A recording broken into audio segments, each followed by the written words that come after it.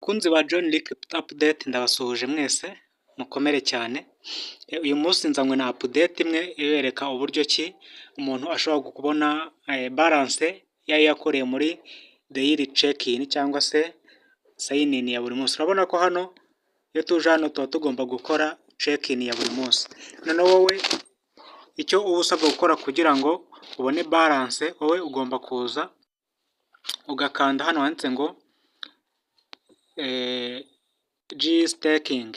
Ni ukuvuga ngo wowe nuhakanda katuhagere neza. Niba ushaka kureba balance rero urahita ukanda hano hasi handitse ngo my stake. Aha ngaha niho uri bukande. Urabona ko iyo wakanze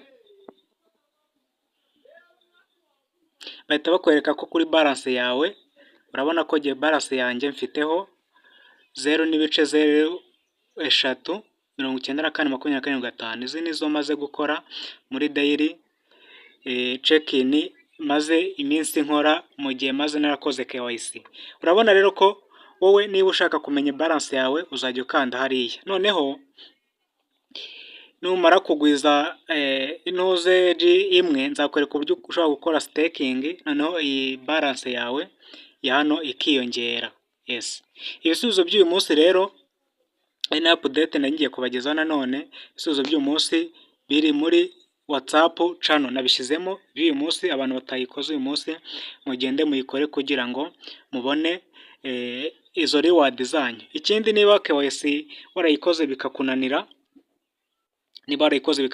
ongera uyikore, kuko iyo uyikoze inshuro irenze imwe bishobora gukunda, kuko njye nayikoze inshuro enye, iminsi ine nikurikiranya byanga, ariko nyuma byaje gukunda bitewe n'uko telefone nakoreshaga wenda itabashaga gufotora irangamuntu cyangwa se ngo imfotore jye ubwanjye nanjye ngaragare, ariko nakoreshe telefone ifotora neza birakunda. Ubwo rero icyo ugomba no kwibuka, passphrase zawe ugomba kuzibika, kuko iyi wallet biri hano hejuru, iyi wallet niyo ziriya reward zawe zijyaho. Ni ukuvuga ngo iyi wallet nuyibura ntabwo uzongera kuzibona. Ndiza ko muri ukomeze kubwa neza, nicyo najya mbabwire.